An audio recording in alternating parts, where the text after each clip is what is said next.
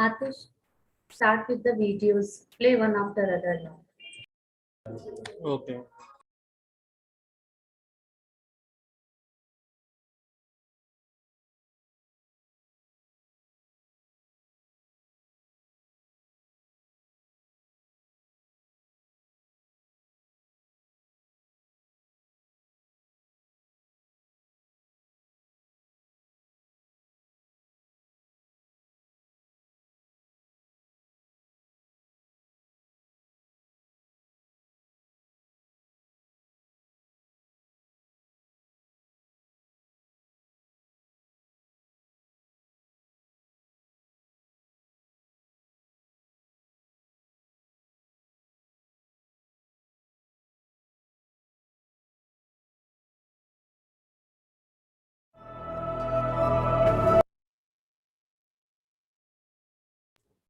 E-poster videos, Atish, first presentation.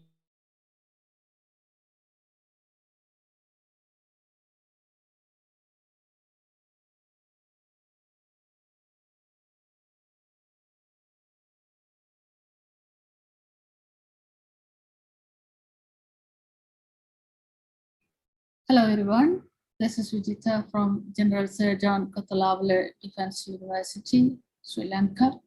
In this talk, I'm going to talk about the way forward for diagnostic radiology medical physicist in Sri Lanka. We know over the past few decades, radiation medicine has become a major tool of modern medicine. The roles of it is three disciplines: diagnostic and interventional radiology, nuclear medicine, and radiation oncology in the diagnosis and treatment of chronic and acute disease continues to expand owing to their rapid technological development.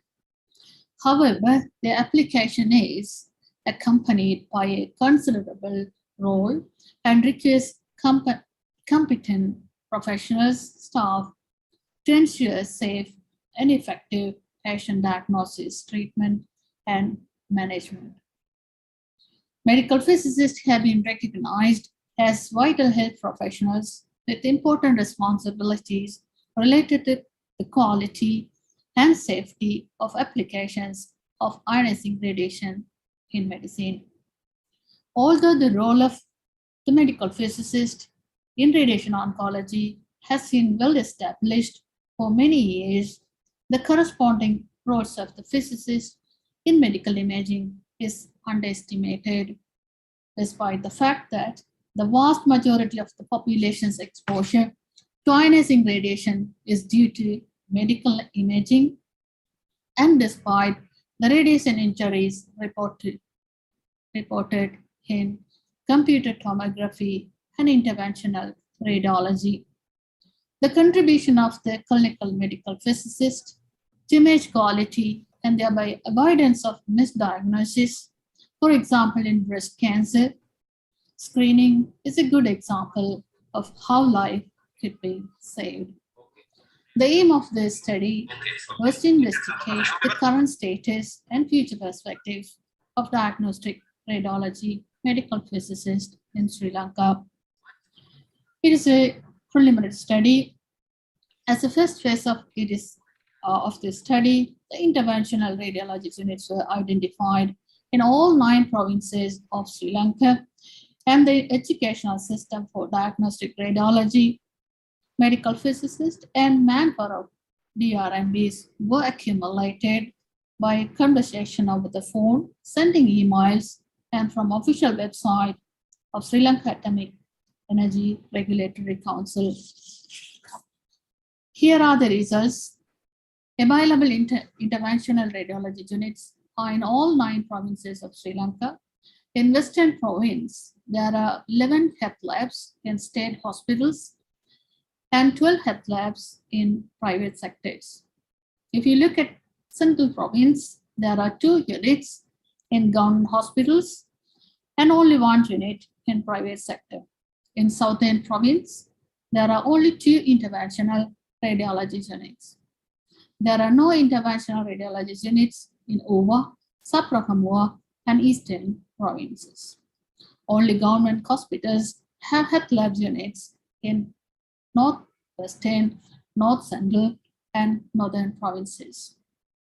Overall, 32 interventional card radiology units were identified in government and private sectors, in which about 72% of interventional suites were located in the Western province. There is no any specified postgraduate degree program for DRMPs. They have to pursue MSc in medical physics as radiotherapy medical physicists do.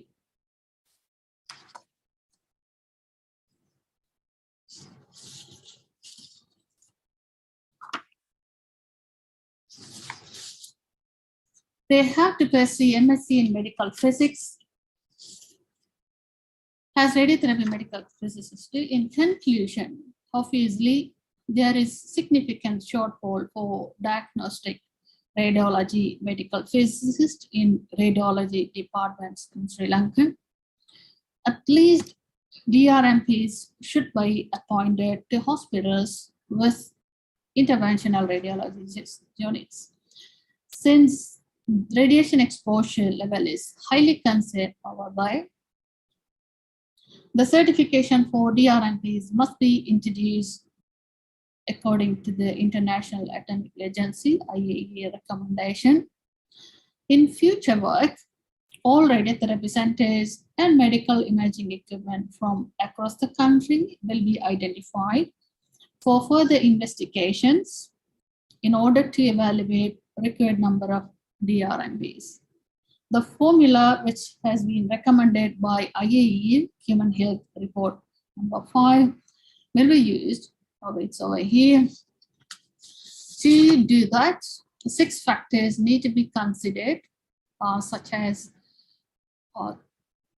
patient-dependent factors and the equipment-dependent factors, radiation protection-related factors, service-related factors, training-related factors, and academic teaching and research-related factors. All 6 factors need to be considered to calculate the accurate requirement for DRMPs. So that would be our future work. And thank you.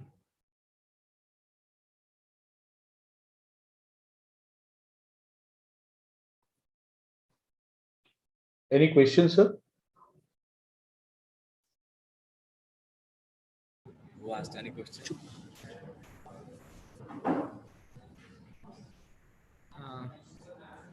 I think Visitor Ramanta is not present in this session. Dear honorable judges, can we go to the next presenter?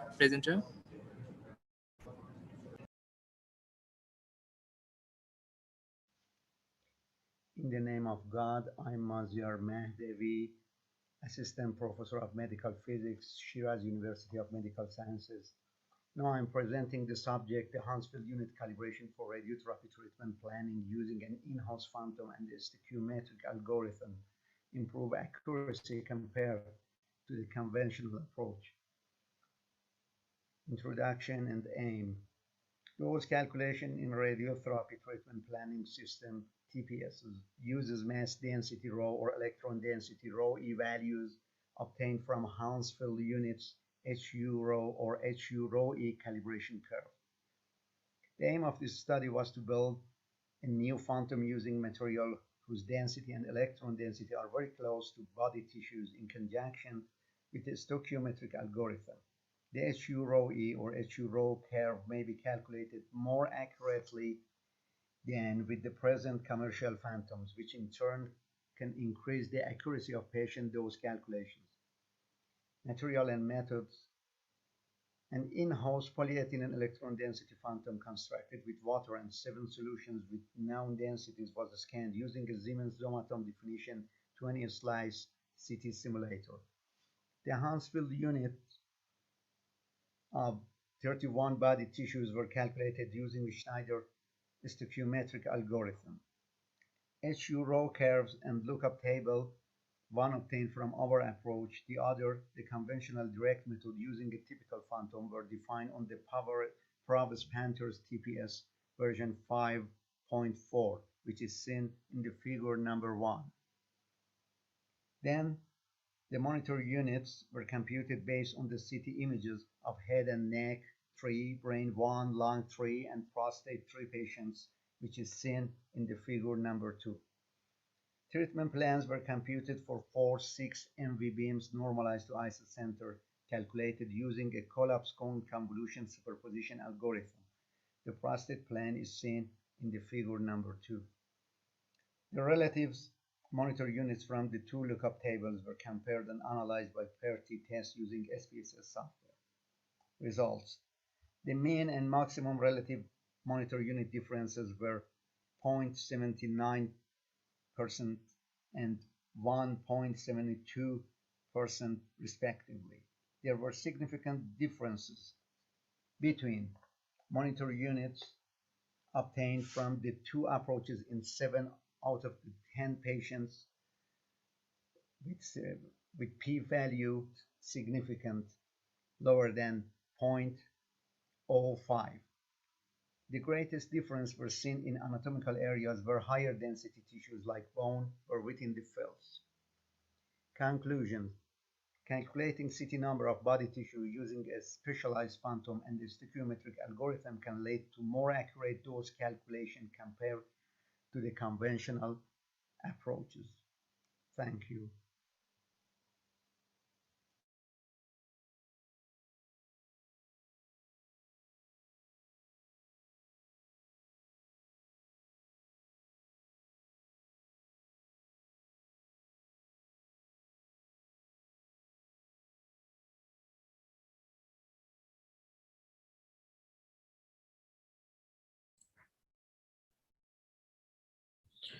I am presenting on benchmarking of a new automatic CT radiation dose calculator. Introduction. Knowledge of patient radiation dose has been very, very highly relevant over the past few decades. In view of this, accurate estimation of CT dose and dose reduction strategies in medical imaging are essential and of a public health interest. Therefore, an organ and effective dose are needed in estimation of risks to CT. However, these quantities are not available from CT exams and therefore has mainly been estimated based on computational phantom. For quality assurance purposes, there is the need to introduce automatic monitoring, dose monitoring software, DMS, that monitors and analyzes patients directly from CT images. The aim of this poster presentation was to evaluate and benchmark estimated organ and effective doses from a new image-based software tool, that is DoseWatch, against the established CT Expo and conversion coefficient using data from 150 CT examinations. These are some few, or the method that were employed in this study has been outlined here. The first step was the collection of data. And the data here means the head, chest, and abdominopelvic CT scan from DoseWatch. Then the second, the data that were collected were the KV, the MA, the exposure time, the pitch, the scan length, and the collimation. The third point, estimation of organ and effective doses using CT Expo.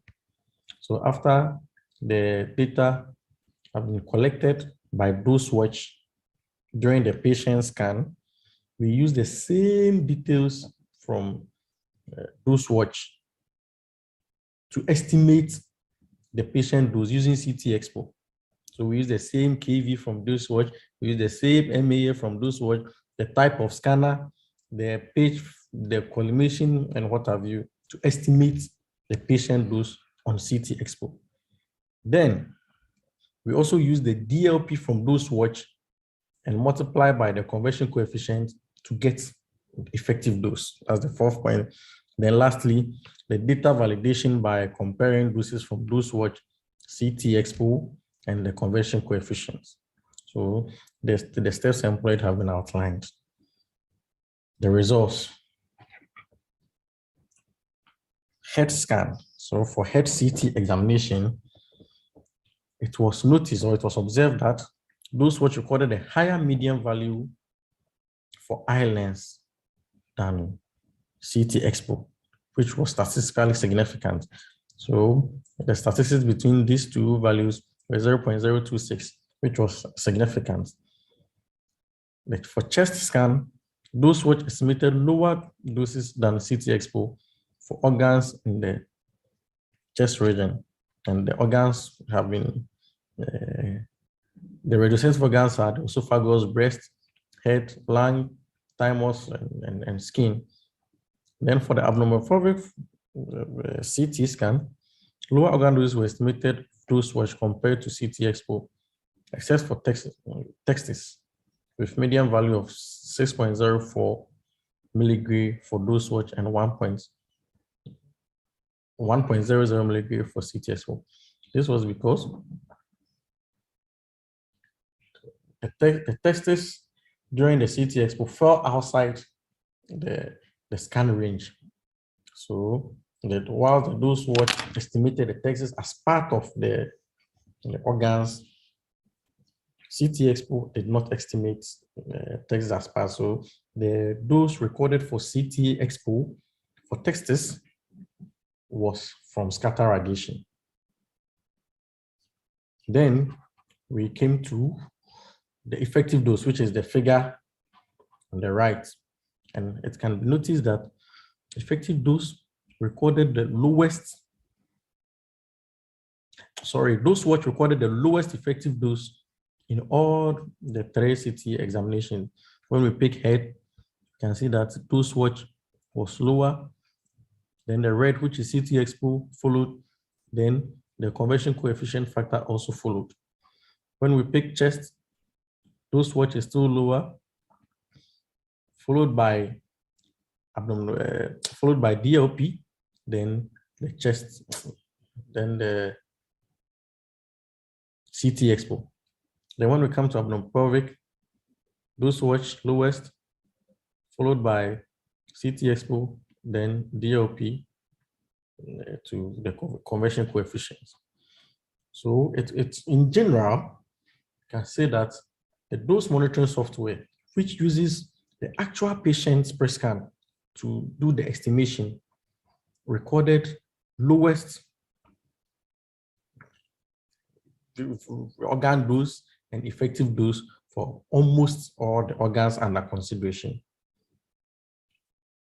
In conclusion, I conclude that those which reported lower doses than CT expo and DLP to effective conversion factor for most of the scan areas compared. The difference in doses was attributed to the fact that those which use pre-scan of the actual patients for dose calculation, whereas CT expo, those calculations are based on the standardized phantoms. So that is the conclusion of the study. Acknowledgements. I acknowledge the support from LOPAT program, the Banga Africa projects, and the Medical Physics Department of University of Science, University of Ghana. Some few references have been outlined here. This poster was actually prepared by this article. So benchmarking of a new automatic CT dose calculator. And Futauzi and Doug also were a few references I cited. My contact information is there, my email, as well as my telephone number, which is also on WhatsApp. And that's the end of the presentation. Thank you very much.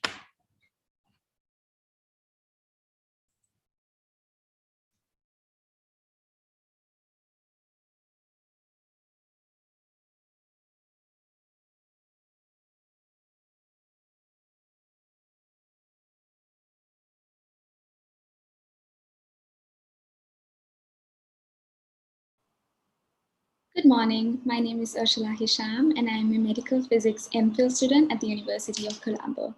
Today, I'm here to present to you on the topic optimizing image noise as a means to improve computed tomography automatic tube current modulation in Sri Lanka. To start off with, let me explain to you the structure of this presentation. I will start with an introduction where I'll explain to you the context as well as the aims for this study. Then I will move on to explain to you the scientific method used, including how the literature review was conducted, how the data collected from this review was standardized, the different CT scanners and ATCM systems used in this study, the methods of Sri Lankan patient data collection. Then I will move on to explain to you the results of the study in terms of Sri Lankan patient data, automatic tube current modulation data, and tube potential data. Using all this information, the conclusion will contain a recommendation for the Sri Lankan medical physics and radiology community for when conducting abdomen CT scans in the country. To start the presentation, we as a medical physics community have long understood the importance of CT scans when it comes to disease diagnosis and treatment planning. But at the same time, we have also understood the risks involved, and this is what's shown on this slide. Automatic tube current modulation is one of the most widely used solutions to the risks involved.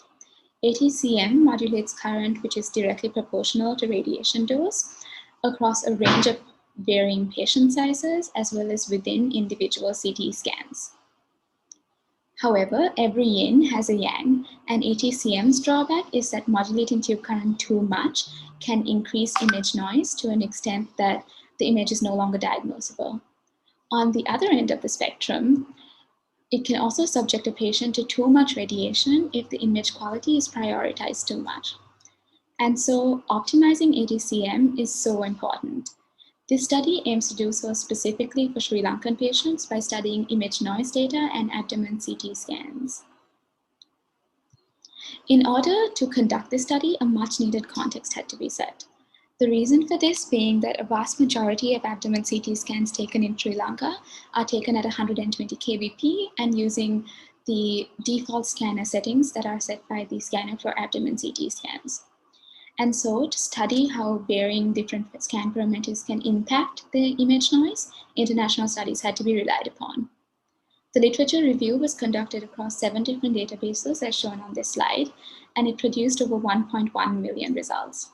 This was eventually narrowed down to 21 using different exclusion criteria such as removing duplicates, reading titles, abstracts, and finally reading the whole paper. The data across these 21 studies needed to be standardized in order to be able to plot them against each other in the study. To do so, common ground had to be found. When it came to quantifying radiation dose, Ctdi volume was the most common used factor. And when it came to image quality, image noise was. In fact, image noise was used in 100% of the papers used in this article.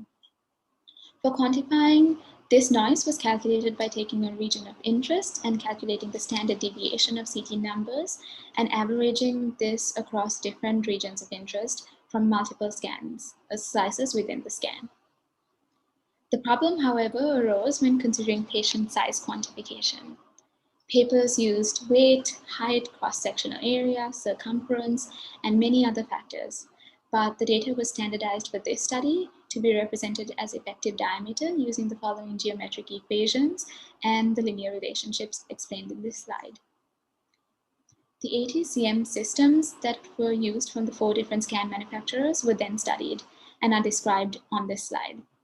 GE's system is called AOCMP-2021 and uses noise index to modulate current. Philips has dose right that uses MAS plus size. Siemens has pair dose 4D that uses quality reference effective tube current time products. Toshiba uses Sure Exposure 3D that relies on standard deviation to modulate current. The Sri Lankan patient data that was collected from 3 different hospitals across the island as shown on the map, with the help of nurses as well as radiologists. The data collected in this data collection is outlined on the table here. Finally, the data analysis for all of this collected data was conducted using RStudio. Moving on to the results from this study. The plot that you see here is a density plot of the effective diameter of patients obtaining abdomen CT scans from the 3 hospitals in Sri Lanka. The plot clearly shows a slight difference between male and female distributions, but the peak, however, lands around the same point, with that for females being at 23.9 centimeters and that for males being at 24.8 centimeters. This data shows a slight skew towards the right, and the range of interest therefore is taken as 23 centimeters to 26 centimeters. This range is representative of the effective diameter of a majority of Sri Lankan patients obtaining abdomen CT scans and will be used for the rest of this study. Now that we have this range of interest confirmed, we can move on to looking at the ATCM data from the international articles. The plot that you see here is a noise versus scanner setting plot, where the color of the dots represent the effective diameter, and the red dots here are the points that fall within the range of interest being studied. It's clear that for GE on this end and Toshiba on this end, noise and the specific scanner settings have a positive correlation, whereas for Philips and Siemens, they have the opposite trend. The Siemens data shows some scatter because the data that was plotted was obtained from many different papers that had inconsistent scanner settings when it came to the other parameters of the scanner. The next plot that you see is a plot of noise versus Ctdi volume. The trends are very similar across the 4 different scanner types, with it being particularly similar for points within the range of interest. The noise values for these points fall within a small range between 7.6 to 16.7 Huntsville units. The Ctdi volume also falls within a range of 3.4 to 16.3 milligrays. On this slide, we find the tube potential data. The first plot is a noise versus phantom size plot. And you can see that the 80 kV peaker, which is the red one, shows a much higher noise value for higher patient phantom sizes compared to the lowest noise values on the 140 kV peaker. However, as the phantom size becomes smaller, the difference in noise between the tube potentials is negligible, as you can see. The second plot on this slide is a plot of Ctdi volume versus tube potential. The 100 and 120 kVp boxes have very similar means of Ctdi values, and also the overall range is very similar. The data shows 140 kVp having much higher Ctdi volume values and 180 kVp having much lower ones. Using all this information, my recommendations are as follows. For patients with effective diameter within the range of 23 to 26 centimeters, if the diagnostic task is one that is like detecting renal stones or taking an angiogram and higher noise values are tolerable, reducing the dose by 50% is highly recommended. This can be achieved by making the scanner settings changes outlined on the table on this slide. At the same time, changing the kVp from 120 to 100 will result in a higher contrast, and the increase in noise is only about 29%. When it comes to pediatric patients, those with effective diameters or patients with effective diameters less than 17.5, a tube potential of 80 kVp is highly recommended. This is because the increase in image noise is very negligible when compared to Ctdi volume reductions, which can be up to 48.2%. It's also recommended because higher contrast is needed for smaller patients who have smaller organs in their bodies. Finally, for larger patients with effective diameter greater than 32 centimeters, sticking to the current protocol of 120 kVp is recommended rather than trying to increase it to 140 kVp. Because at 140 kVp, the Ctdi volume increases by about 79.3% for a very minimal decrease in noise at 23%. And so this trade-off is no longer reasonable. Thank you, and I hope you enjoyed this presentation.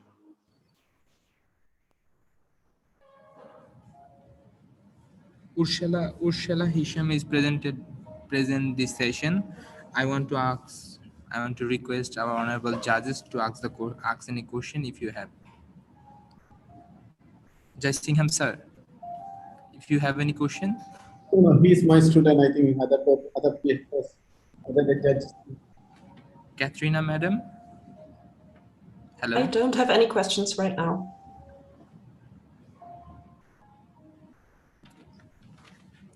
Okay, if there have no question, please start the next video.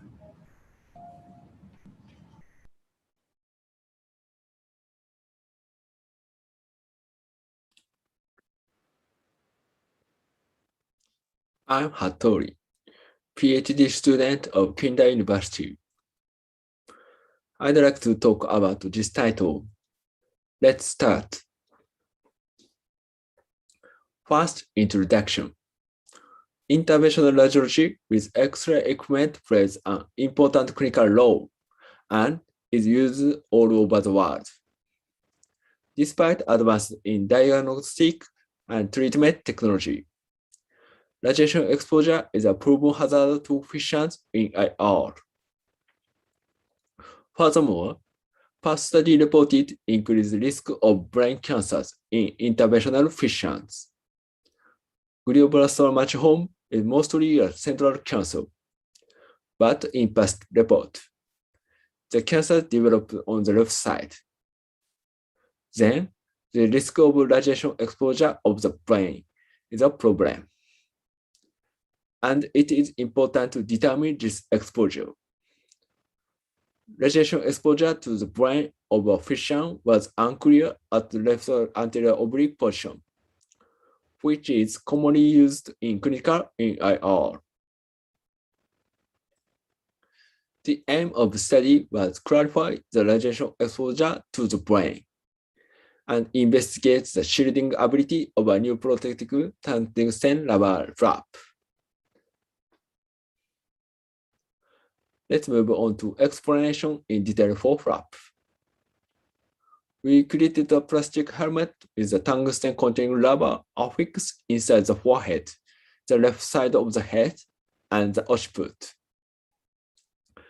Then, considering that patients have high exposure on the left side of the head in IR, we created protective equipment that covers left cheek and ear. We combined CA and left lateral face shields and labeled this combination flap. Figure 1 shows this flap.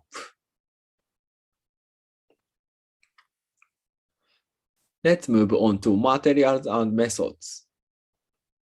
Figure 2 shows the experimental setup of this study.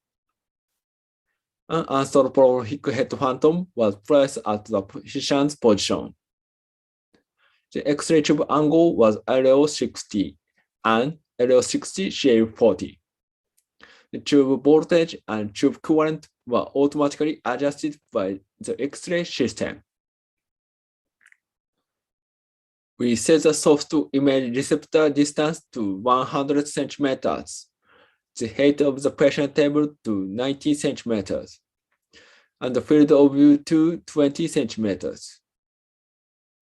Then we measured outcome rates by electronic dosimeter at 2 locations, with without the protective cap and flap in fluoroscopy and cinemodes. A dosimeter was placed on the patient phantom on the surface of the left side of the head and on the center of the left temporal lobe of the patient phantom.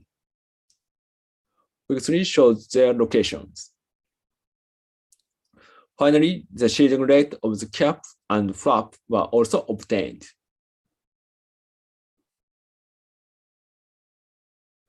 Let's move on to results and discussions. Table 1 shows AKR and shielding rate measured at 2 locations. In this study, we determined the radiation exposure of the brain of a patient in IR. As we might see, the exposure of the left temporal lobe was measured at LAO. At LO60, the shading rate at the left side of the head and left temporal lobe with the cap were 95.96% and 3.76%, while those with the flap were 96.20% and 84.28%. As the same at LO60 CA40. The cap alone can protect the surface of the head, but cannot protect the brain. The results indicated the flap can reduce radiation exposure of the brain more than the cap alone. radiation exposure of the brain is quite affected by scatter radiation coming from the lower left side of the head. The flap can shield the lower left side of the head from scatter radiation and reduce exposure of the brain. Finally, in conclusion, the Fisher's brain was exposed at a low position in IR. The head protection cap could protect the surface of the head, while not reduce the exposure to the brain. The flap was crucial to protect the radiation exposure to the brain of the Fisher. Thank you for your attention.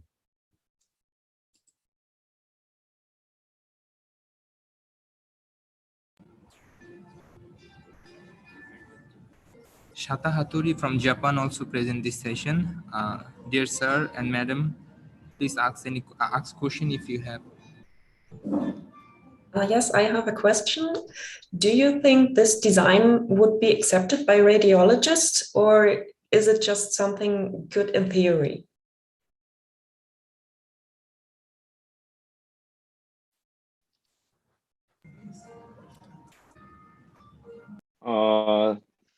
Thank you.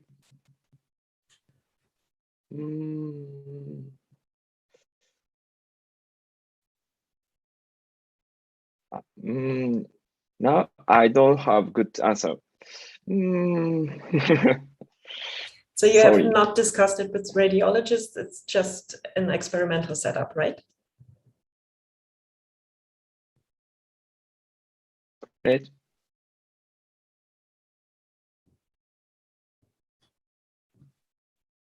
Oh.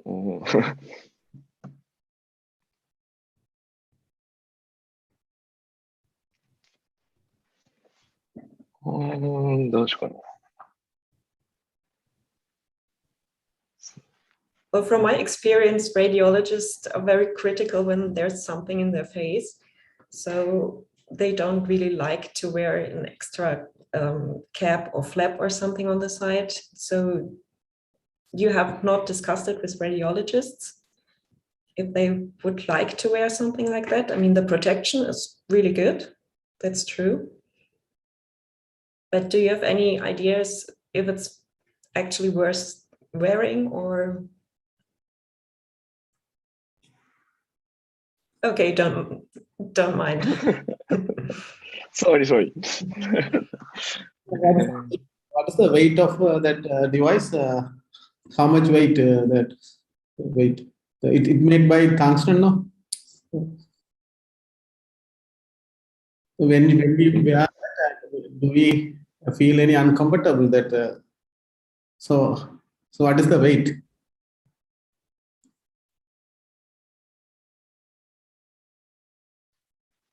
Sorry.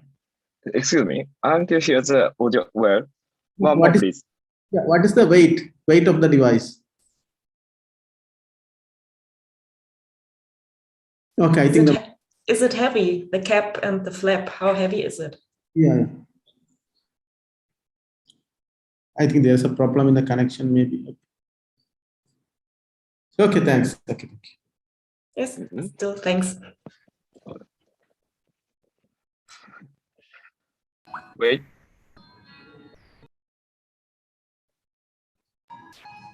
Okay, thank you.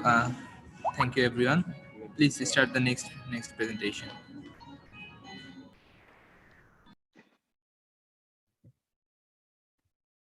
Hello everyone, this is Aryan Yadav, medical physicist from BPKMCH, Nepal. I would like to thank AOCMP-2021 organizing committee for accepting our research work to present here. Time is very limited, so I come to the topic. The topic is establishment of local diagnostic reference labels of digital mammography. The outlines of presentations are introductions, aims of a study, materials and methods, results, discussion and conclusion, acknowledgements, references, and contact information. I try to explain in short each one by one. Introduction. Modern developments in medical technology have broadened the usage of X-ray for diagnosis and screening. Hence, patient exposure is increasing, which might be very dangerous for normal organs. Some organs are more radiosensitive than others. Breast is one of the most radiosensitive organs. Breast cancer is most common cancer and the second most common cancer death in women in developing country. Population-based screening program is most effective way of early detections of breast cancer, which reduces the mortality rate. However, a screening program has not yet started in Nepal by any government sector regularly. Hence, the fatal cancer will increase and come in notice at the advanced stages as 20-25 cases in 100,000 population, according to DEIR 7. For this reason, screening programs should start and DRLs will have to be established for patient radiation dose optimization. The dosimetry is complex in mammography because AGD depends different parameters like tube voltage, tube current, breast compressed thickness, and compressed force.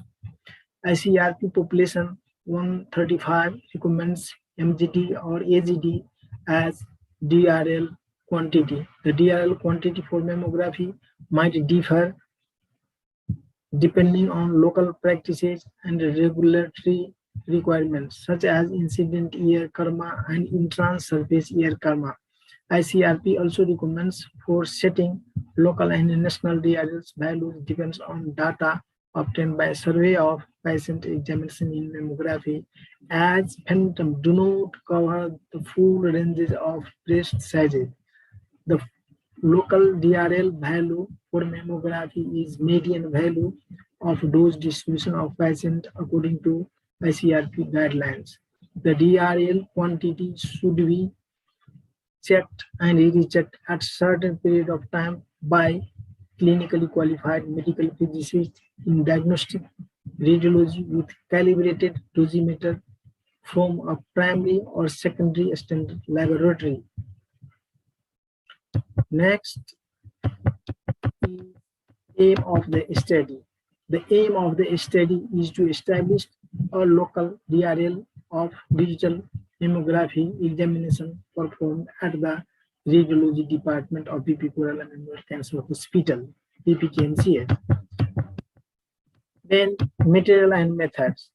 PPKMCH is 450 beds specialized national cancer hospital situated middle region of Nepal and having large number of breast imaging in digital mammography, as the breast unit provides services to more than 120 patients in each OPD day. In this retrospective study, the average glandular dose and entrance skin dose of 68 patients in both craniocaudal and mediolateral views were extracted from vacuum header of neoscoped medical system. The technical parameters such as tube voltage, tube current, and compressed breast thickness were also recorded. The collected data was analyzed and statistically significance was set at P is less than 0.05. Now, in given table, the result have been summarized for the average glandular dose. The median AGD values for 4 views were 1.1, 0.98, and 1.05 milligray, respectively. The third quartile values for the corresponding views were 1.08, 1.18, 1.09, and 1.5 milligray, respectively. The AGD obtained for CC and MLO views were statistically significant. This is calculated by pair t-test. In this table, Q1 represents the first quartile, Q2 represents the second quartile, that is the median value, and Q3 is the third quartile values of the AZD. Now come to the discussion and conclusion. The median values of the AZD are suggested as the local DRL for the PP Corella Memorial Cancer Hospital, which depends on the specific city. The average median value of AZD in different four views is 1.033 milligram. The reasons to select BP cancers for the study are large number of breast patients here, and no any study has been done for patient dose optimization before this. Hence, this can be considered as a pilot study to establish national diagnostic reference level, that is NDRLs. The NDRL values of Thailand, Australia, Japan, and regional DRLs of IER 1, 2.04, 2.06, 2.4, and 3 respectively. These values reveals DRL values are different for different places. This is because NDRL has to be established for Nepal too. The author would like to acknowledge Dr. G.V. Shrestha, SOD, Anil Pandit, Senior Technologist, and all staff members of Department of Radio, Diagnosis, Imaging, and Nuclear Medicine, BPKMCs, for their outstanding contribution for this work.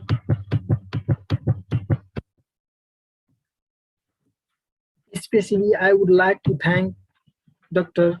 Jia Singham, Jia Sujit Than, Professor Dr. Haseen Anupama Azhari, Dr. B.R. Shah, and Dr. Neetu Sharma for their kind cooperation and guidance. At last, I request audiences to put your queries in email aryanyadav99@yahoo.com and WhatsApp number 980-8372-972. Thank you very much for your kind attention. Thanks.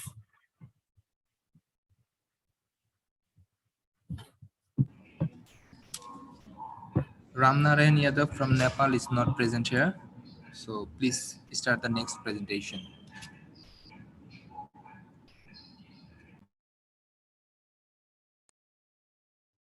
Dear ladies and gentlemen, thanks for providing me this opportunity to present my talk at the 21st conference of AFOM. The title of my poster is Assessment of Abdomen and Pelvis CT Protocols based on doses for various patient sizes using XCAT phantoms and Monte Carlo simulation.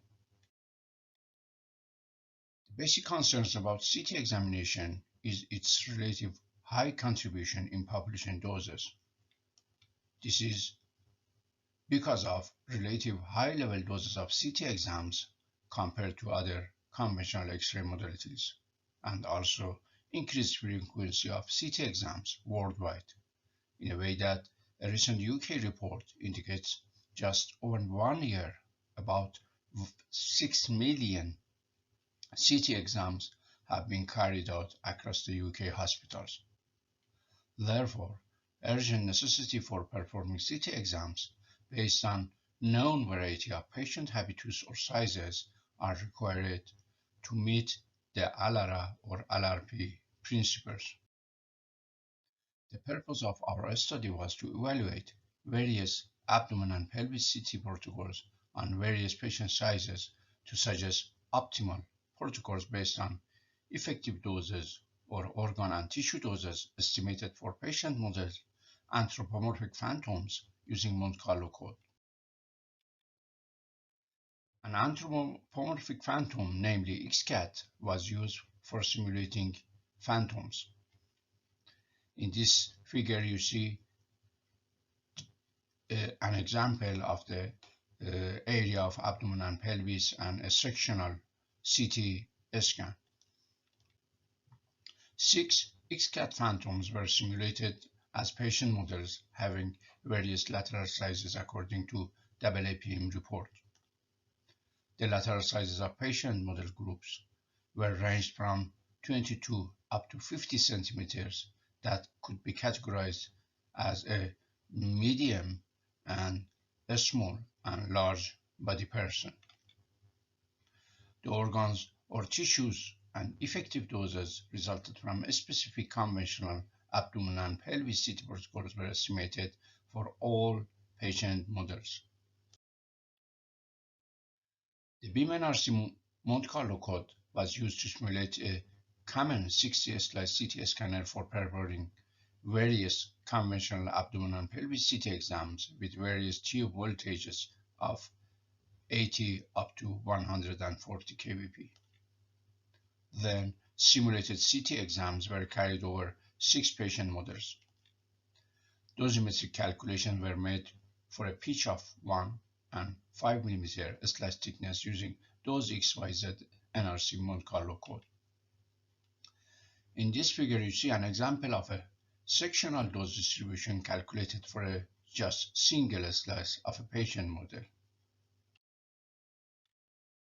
Using MATLAB software, organs and tissues doses of interest were extracted for every abdomen and pelvis CT protocol. By multiplying MAS coefficient for each CT protocol based on AAPM report and latest tissue weighting factors recommended by ICRP, the resulting organs or tissues effective doses were calculated. Doses of 10 main organs located in abdomen and pelvis exams were estimated for every suitable CT protocol over patient models with various lateral sizes, including the main organs as noted here. The estimated mean error of Monte Carlo simulation was 3%. The following figures show organs and tissues doses of selected abdomen and pelvis CT protocols for various patient sizes.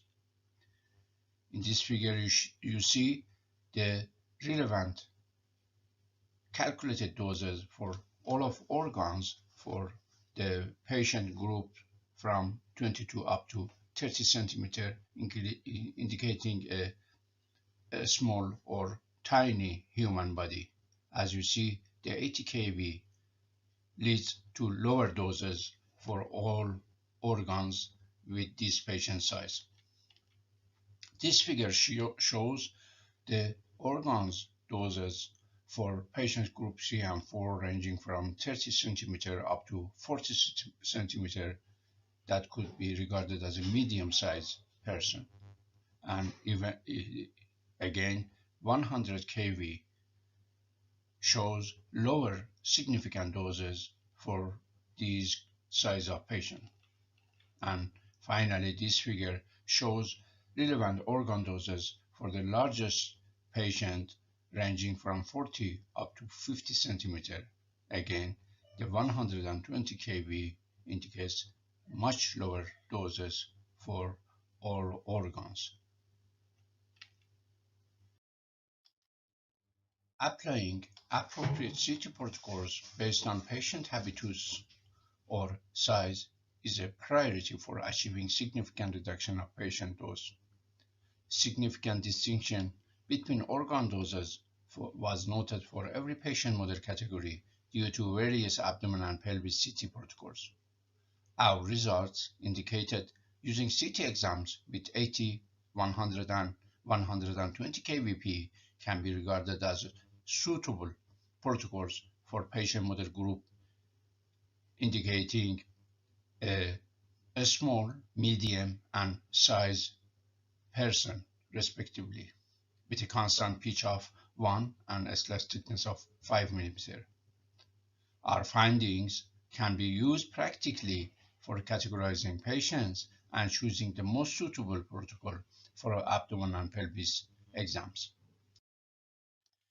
In conclusion, by considering cumulative patient and population doses in their long-term life, and also the worldwide high frequency of CT examinations and sensitive organs or tissues located within abdomen and pelvis fields, our findings indicate that using appropriate CT protocols as proposed based on patient habitus or size can play an important role for the implementation of radiation protection policy and also realization of ALARA principle in clinical practice.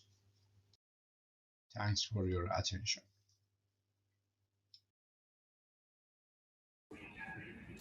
So, thank you.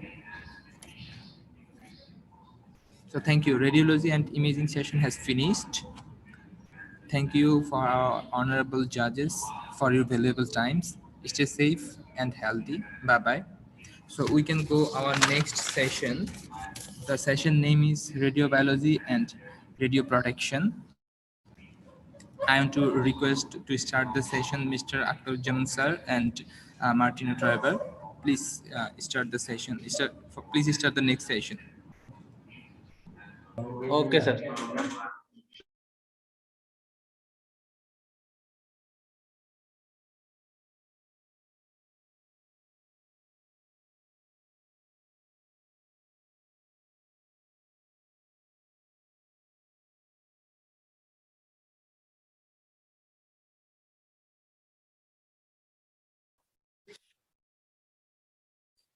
I am Yanagi, PhD student of Kindai University. It is great honor to have this opportunity for making this presentation. All right, I am ready and let's start.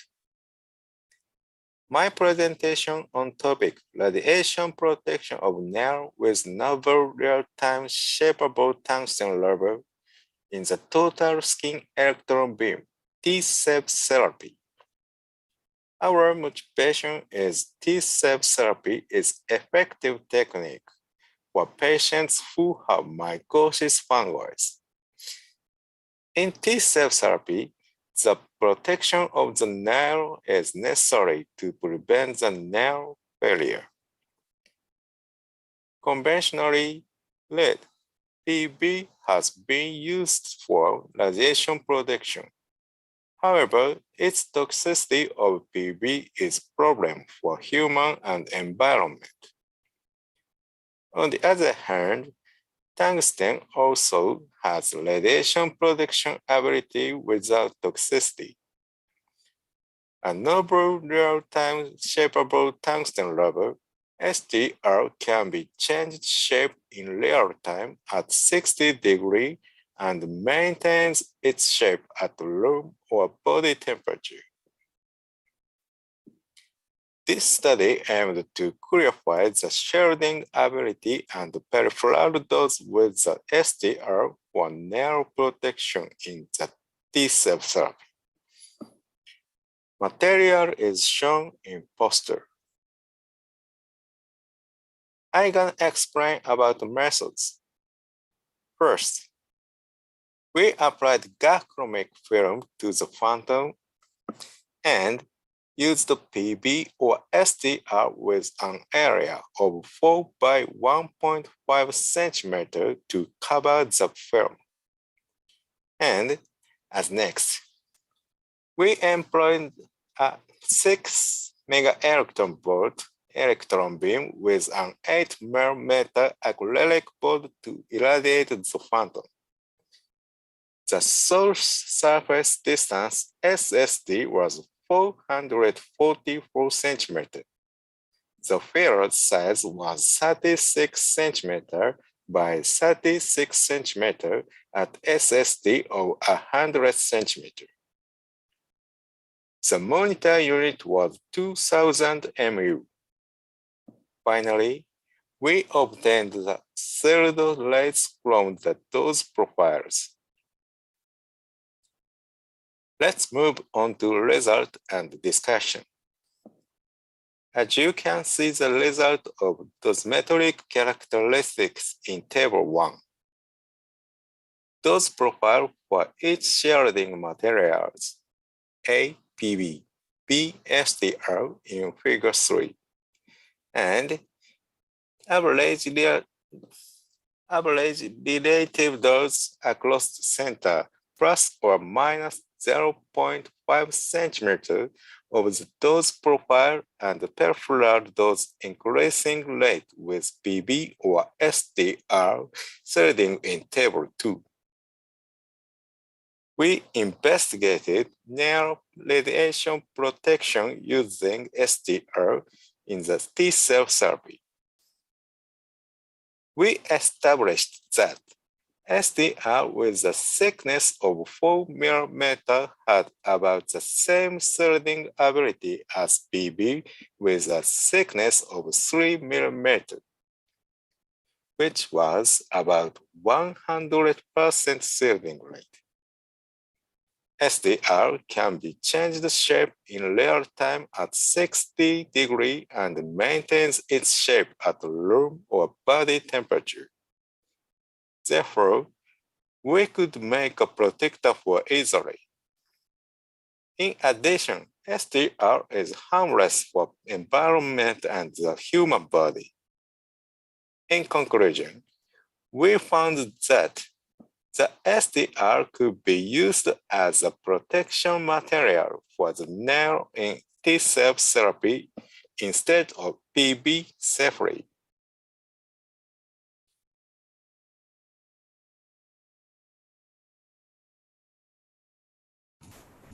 So Yanagi from Japan is present here. Dear honorable judges, please ask him question if you have. Thank you for that presentation, Yuya. Can you tell me how much does the dose need to be reduced to protect the nail?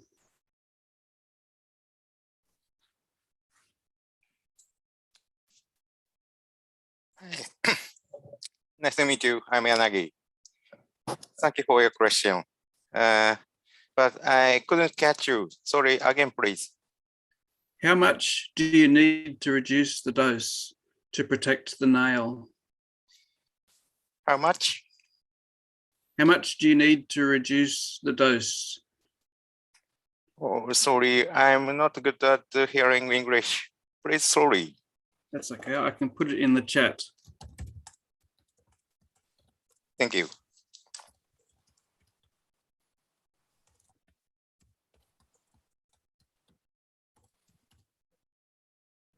How much do you need to read this? This is on the poster. Need 1 millimeter, 3 millimeter PB is perfectly dose reduced, and SDR is 4 millimeter. 4 millimeter with 4 millimeter, they are perfectly reduced. Okay. Have you considered additives other than tungsten? Tungsten, sorry, again. You used tungsten rubber. Tungsten, yeah. Have you considered other materials like lower atomic number materials? Number? Have you considered materials with lower atomic numbers? Other material? Yes. Sorry, with chat. I'll put it in the chat. Thank you.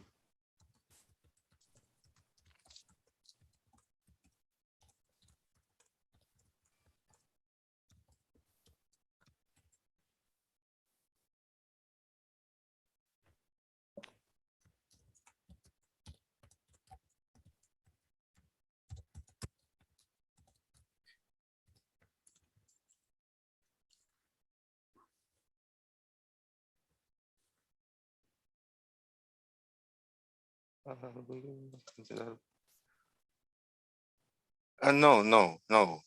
I had not considered yet. Thank you. Thank you.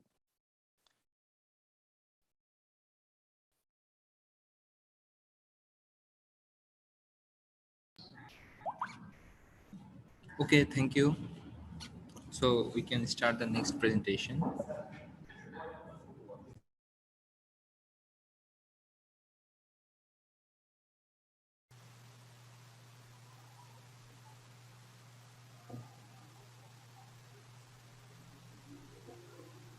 Hello, everybody. The subject of this study was about application of new aluminum oxide composite as X and gamma ray radiation shields using numerical and experimental approach. So, as an introduction, as you may know, in recent years, there has been a growing focus on approach to lead-free shielding materials, mainly due to disadvantage of lead, such as high toxicity, poor mechanical durability, and ergonomical problems for individuals. So, as an alternative, the main aim of this study was to investigate new composite consistent of polyvinyl alcohols and Al2O3 for shielding against gamma and X-rays. In materials and method, first I would talk about the method since several compounds with different weight percentage of aluminum nanopowder were selected by XMU software. Several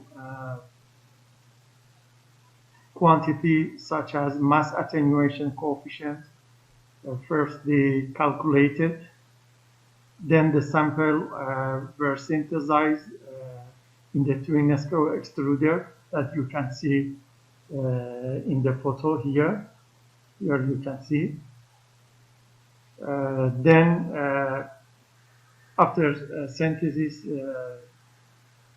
the pressing, I mean the hot and cold press applied on the composite to molding the products.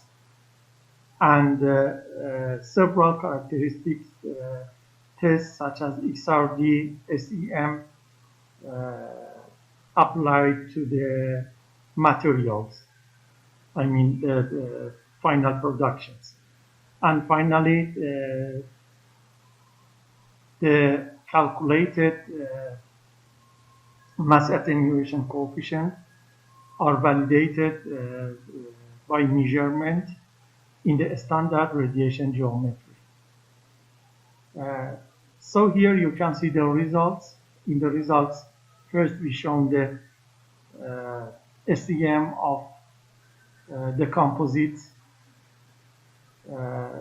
after production. Also before, here we shown the powder, the SEM of powder, also the raw polyamide before synthesis and after synthesis with a different weight percentage of filler, like 5%, 20, 30, and 50%. The result have shown here. So here you can see the XRD pattern of Al2O3 before synthesis that can show the high quality of the materials which are used in the studies.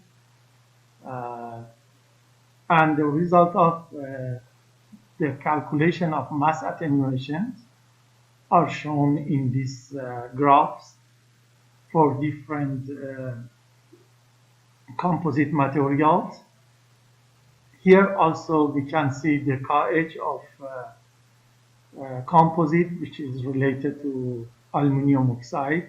Here you can see also the KH, and as you may know, in this age the photoelectric interaction can increase, and we can see that till 100 keV of photons energy, a good absorption, and also the superiority of composites, especially with 50%. Other two composite can be evident in these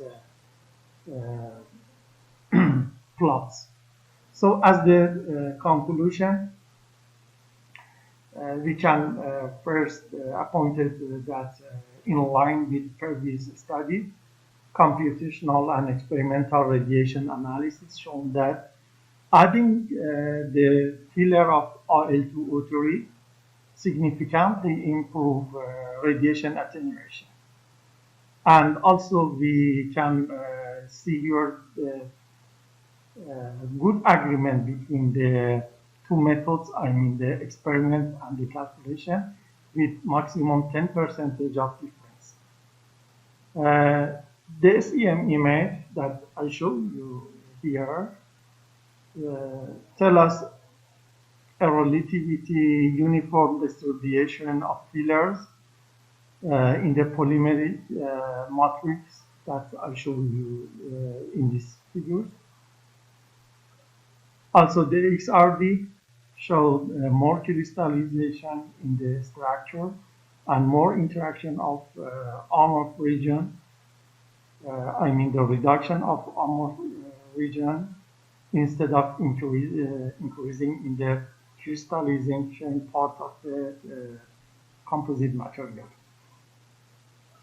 So we can say that these composites acts as a good shield in the low energy X range, and especially, as you may know, can be useful for diagnostic processes. Also, the superiority of Al2O3 PVA nanocomposites, our high-Z materials can be appointed here in the term of lower secondary radiation generation. So, in medical application, for example, when we are using this material for shielding of organ matrix, we can expect that due to these properties, we can see lower dose in such organs. So this is the final points that I mentioned here. So here I show you the references, and in the acknowledgement, we should thanks to support of Vice Chancellor of Research at Shiraz University of Medical Sciences. Thank you very much.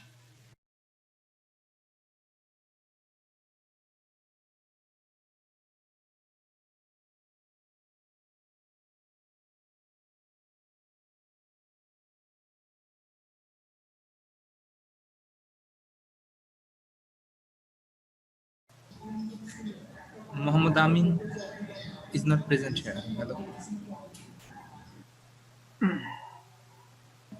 Please continue, please. The subject of the poster is about radiation protection properties of new composites as a polyethylene and bismuth by experimental study. So, as an introduction, as you may know, in recent years, ionizing radiation has found a unique position in many sciences and industry. However, with the increase of radiation application, the risk of radiation and the possibility of undesirable effects threats to radiation workers and general public. So,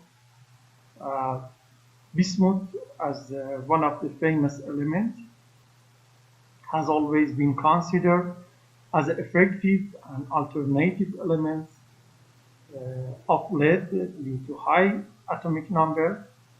So this is a high-Z material and lower toxicity than lead. The aim of this study was to explore the possibility of new nanocomposite from a known grade of high-density polyethylene reinforced with bismuth nanoxide to protect against X and gamma rays.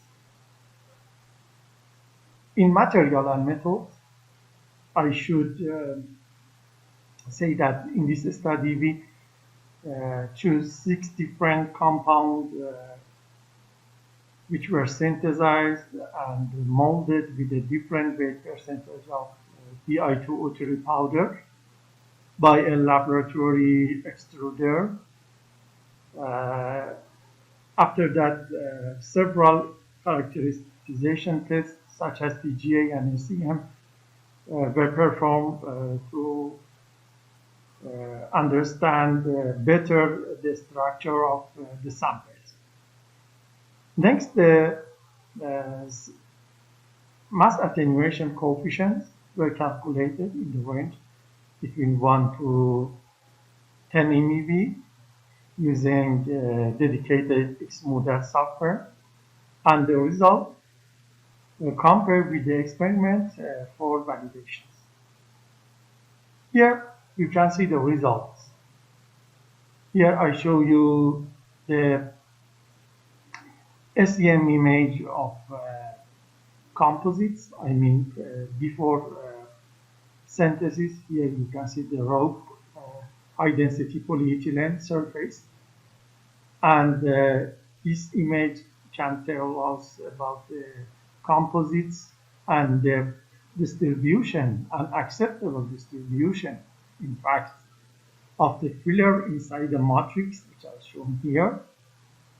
Also, another percent of the filler by 30% and 50% are shown here. Here you can see the TGA results for different composite, which is almost with a different filler weight percentage.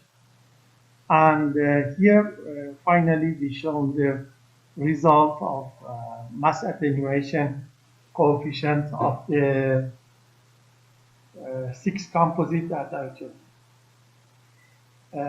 Here also you can see the peaks that shown a good absorption due to the increasing the probability of the photoelectric effects. Here, for example, is a car edge, L1, L2, M1, and M2. As you know, bismuth has a different edges for the absorption for interaction with photons.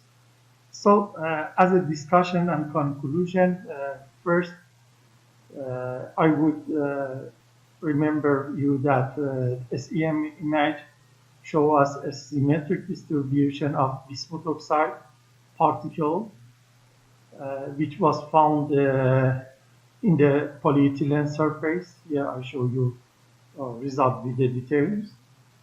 TGA patterns of the composite indicated that a different temperature range, a thermal stability was observed by increasing the filler concentration.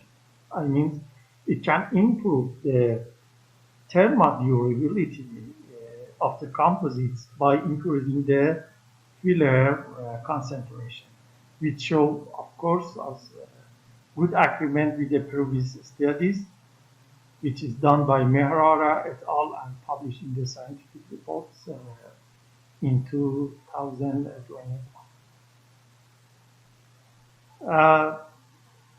Also, the XRD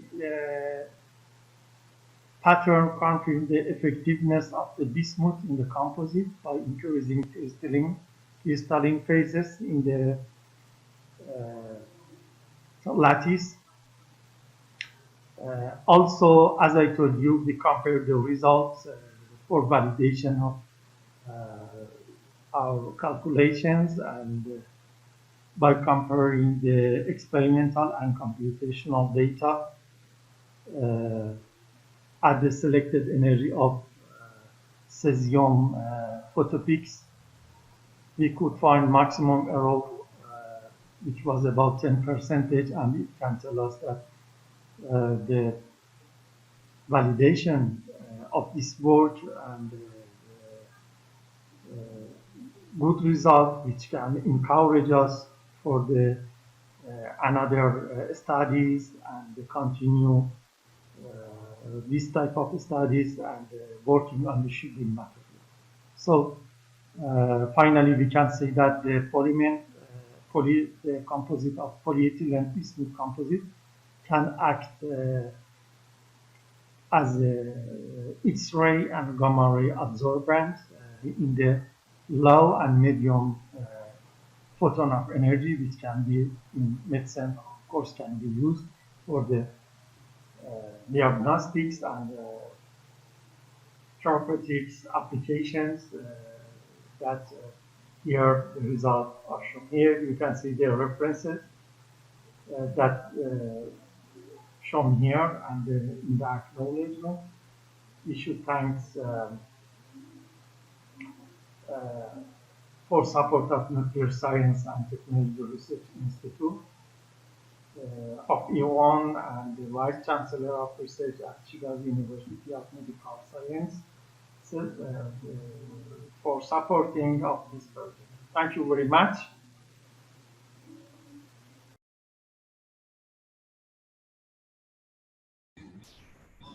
So, Dr. Martin Ebert, we are very sorry that Muhammad Amin is not present here.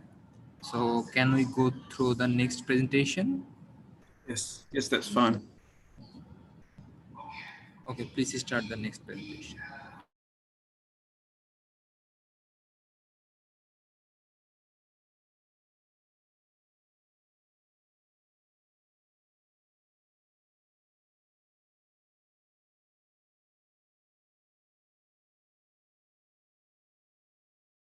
Dear ladies and gentlemen, thanks for providing me this opportunity to present my talk at the 21st Conference of AFOM.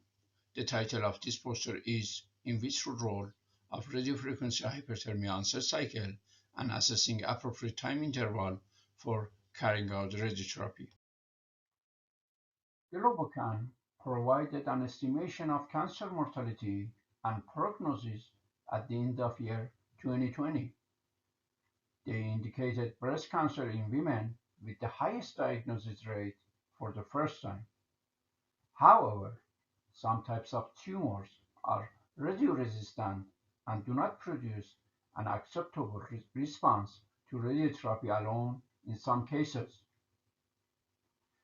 Furthermore, some tumor cells that are most resistant to radiation, such as hypoxic cells and other cells that are indicated in this figure, are recognized to have the most sensitivity to hyperthermia.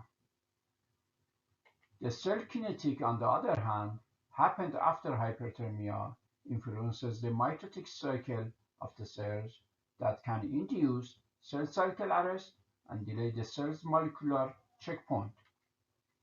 Therefore, the time interval between radiotherapy and hyperthermia is a crucial factor affecting hyperthermia.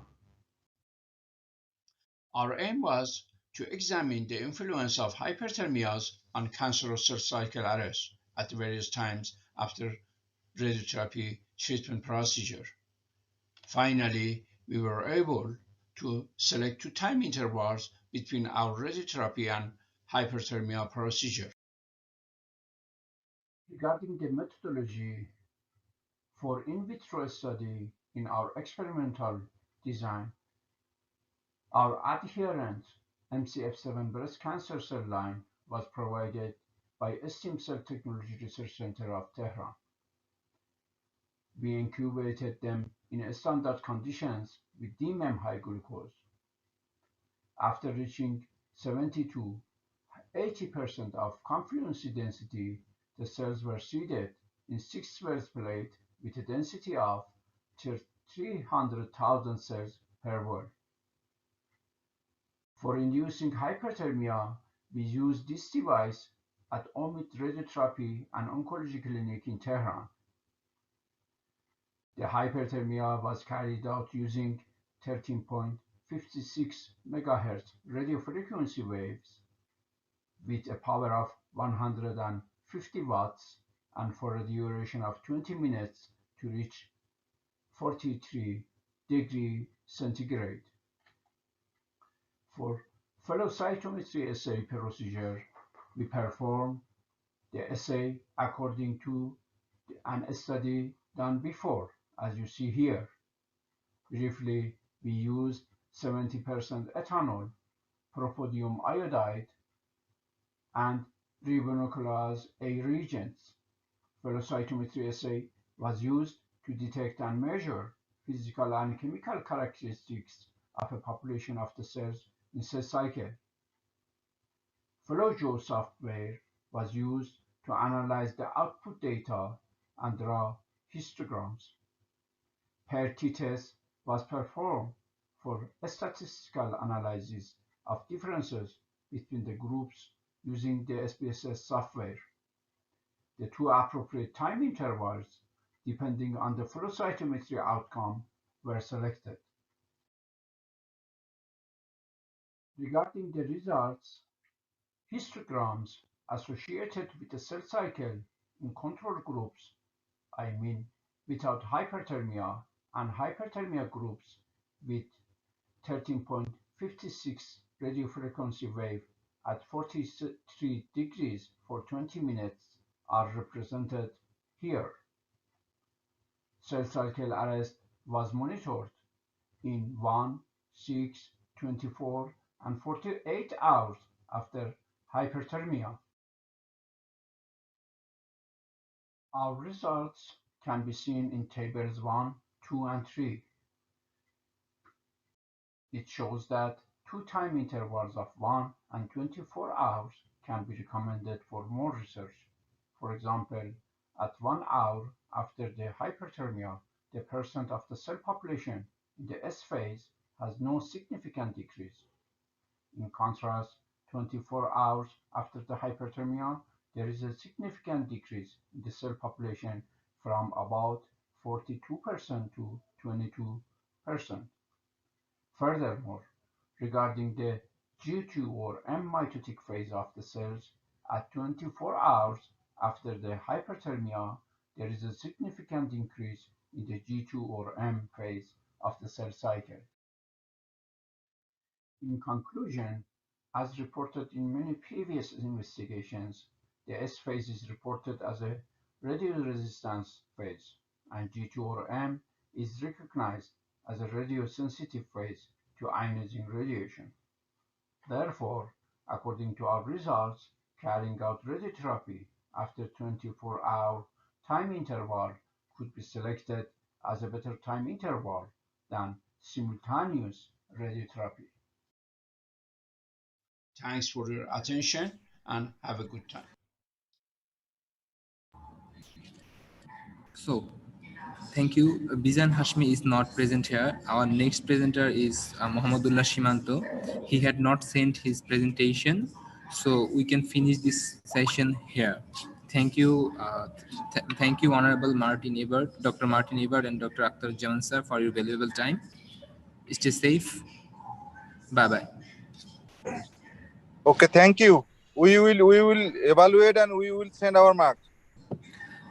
Sir, you can send your evaluation form through email to us. Yeah, we will. Okay, thank you.